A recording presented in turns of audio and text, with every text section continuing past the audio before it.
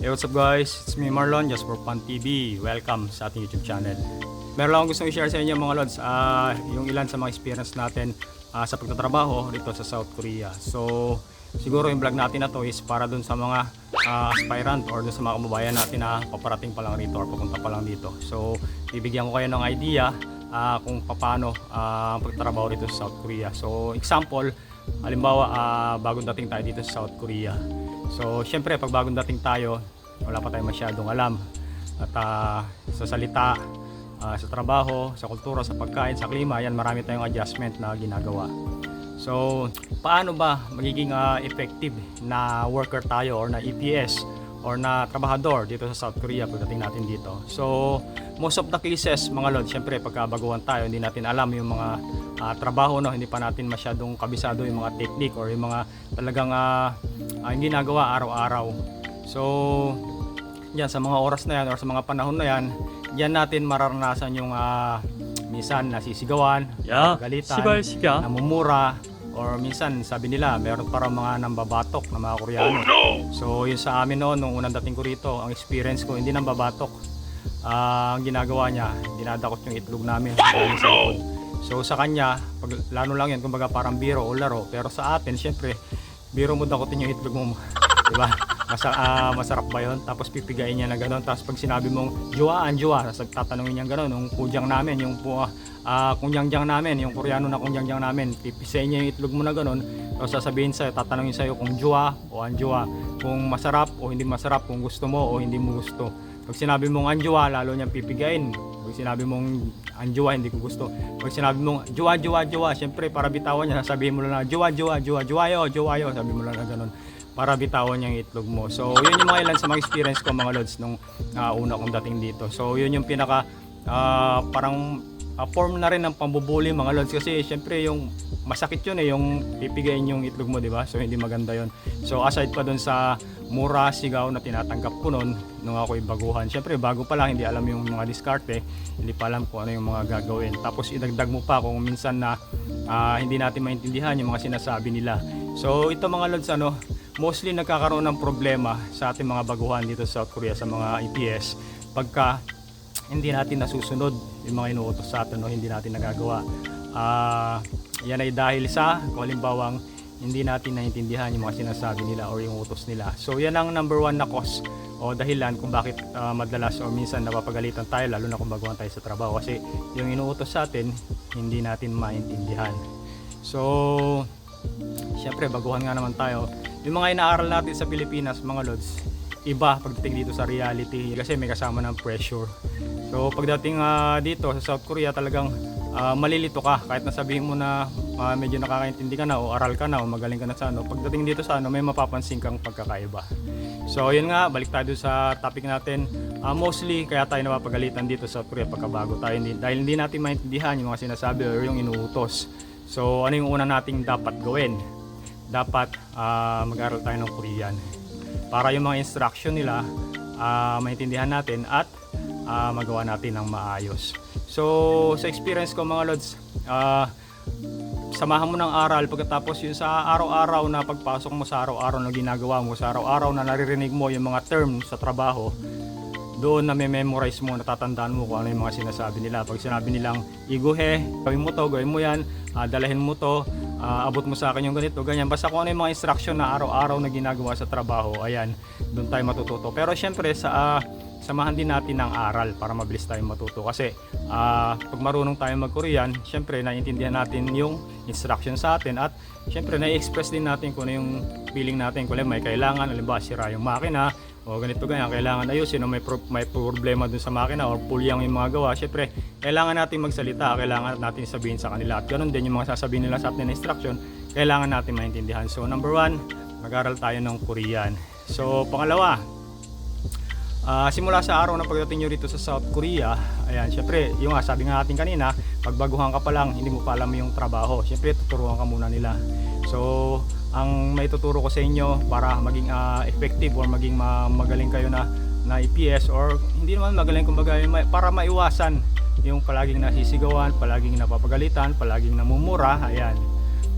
Pangalawa, pag-aralan nyo mabuti lahat ng mga tinuturo sa inyo. Kung ano yung simula sa umpisa, kung ano yung mga bagay na ginagawa ninyo, tandaan nyo mabuti. Memorize nyo. So kung kailangan nyong i-video or isulat ninyo or i-video ninyo para meron kayong reference, para pagdating nyo sa bahay, may review nyo.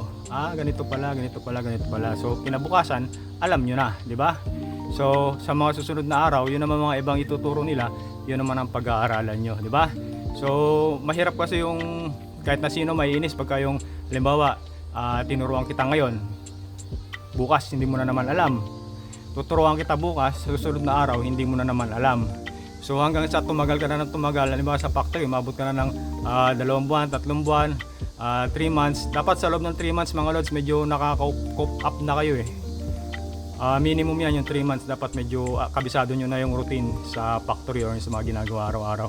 Kasi kung within 3 months or pataas, hindi pa rin kayo natututo at tinuturuan pa rin kayo ng Koreano, syempre kahit sino naman mga lods, di ba? Kahit siguro ikaw.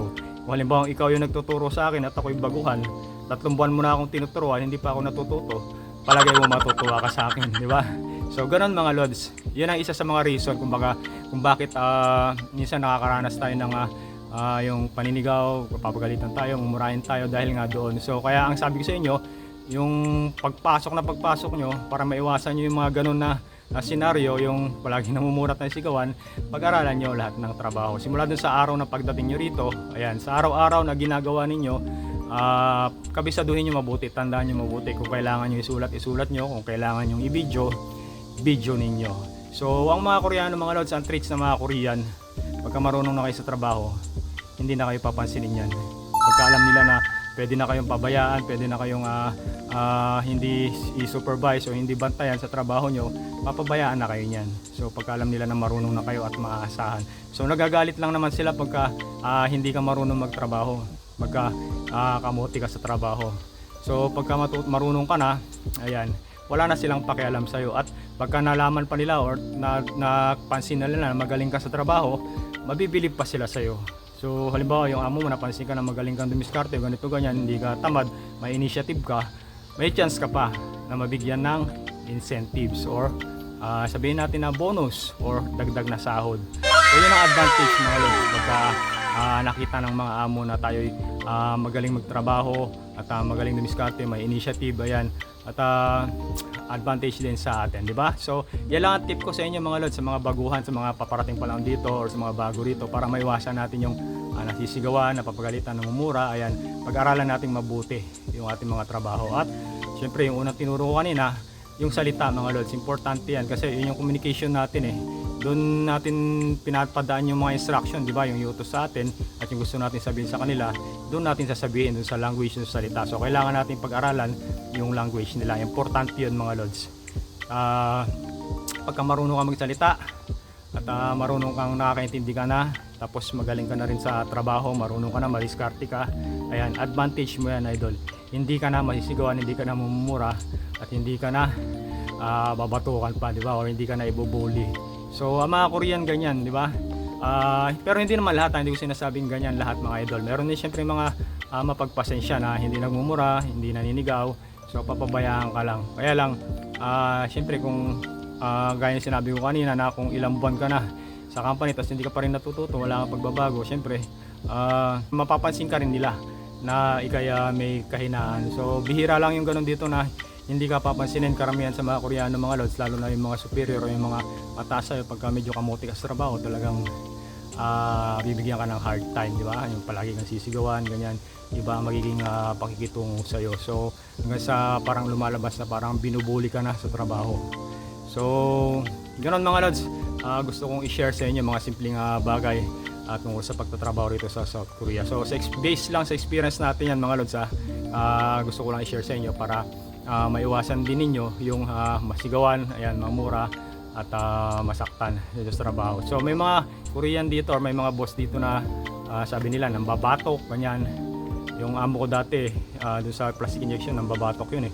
Minsan inano ako rito, ang lakas sa balikat, hinampas ako na ganun. Nagulat ako, akala ko kung sino, sana gagantihan ko sana pagtingin ko yung boss ko. Ayan, medyo nag-ano ako. Tapos yung isang parang pinaka matandang Koreano, may posisyon yun, parang pujang namin sa company. So yung isang kasama ko, tinapik din sa balikat ng medyo malakas. Nagulat siya, inamba niya ng suntok. Oh no! Kanya ng mga Koreano mga lods, share ko lang sa inyo yung mga ibang traits nila. Pero meron din mga iba rito na walang hindi nananakit na gano'n. So maganda kung gano'n na matiyempuhan nyo. At pasensya kung natiyempuhan nyo yung talagang merong bad habit na gano'n, yung nananakit o nag-ano. Pero sinasabi ko sa inyo, dito sa Korea, normal na yon. Lalo na yung pagsigaw nila, yung pagmumura, normal na yun sa kanila. Lalo na kung kamote ka sa trabaho. So, ayan lang, gusto ko i-share sa inyo mga lods, simple tips sa pagtrabaho rito. Hopefully sana may natutunan kayo. So, thank you. Ingat-ingat sa mga idako ng mundo na ron. God bless. At sa mga papunta rito, see you soon. Sa mga aspirant dyan, aral lang na mabuti, review na mabuti, at syempre samahan natin ang dasal. So, para soon, nandito na rin kayo sa South Korea at nagtatrabaho. So, thank you mga lods. Ingat-ingat. God bless sa inyo lahat.